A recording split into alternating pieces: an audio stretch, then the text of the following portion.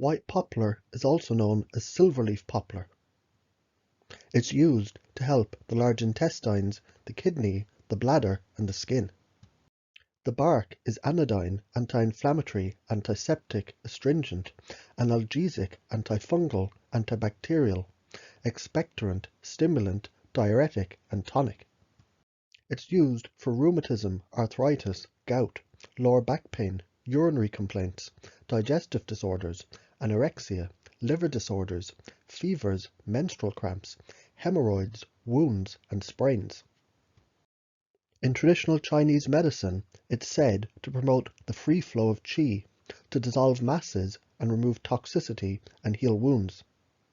Used for joint pain, gout, lower back pain, poor appetite, and diarrhea. It clears heat, promotes urination, relieves cough, and eliminates phlegm. The white poplar is native to Eurasia. It grows in woods, watersides, mountain areas, and pastures. The Chinese species is mostly cultivated in North China. The parts most frequently used are the inner bark, the outer bark, the leaves, and the leaf bud. In the 17th century, Culpeper said the juice of the leaves, dropped warm into the ears, eases the pain in them. The young, clammy buds, or the eyes, before they break out into the leaves, bruised, and with little honey put in them, is a good medicine for dull sight. An ointment made from the poplar is singularly good for all ear infections and inflammation in any part of the body, and it tempers the heat of wounds. It's much used to dry up the milk of women's breasts when they've weaned their children.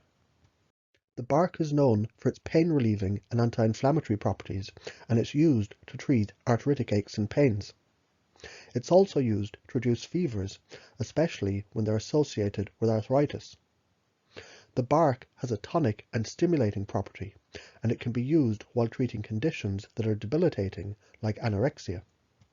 The astringent and antiseptic properties make the bark useful for treating diarrhea, IBS, urinary tract infections, cystitis, incontinence, and dysmenorrhea. It's considered one of the best tonics for treating chronic diarrhea. Combined with uva ursi, it's one of the best tonics for treating dampness in the bladder or the bowels. A yellow dye is obtained from the bark. The wood is very resistant to abrasion, and it's soft and elastic, and it's used for making matches and packing materials.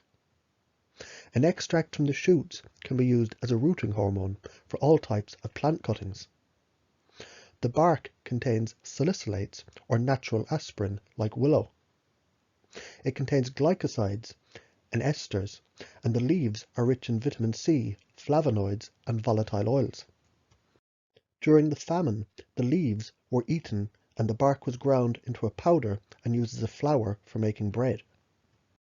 White poplar contains some of the basic compounds that are used to make aspirin, the salicin, and the white poplar doesn't irritate the stomach in the way that aspirin does. The buds of the white poplar are especially useful for treating diarrhea, dysentery, burns, and arthritic pain. To learn about herbs, supplements, and natural treatments, check out my website.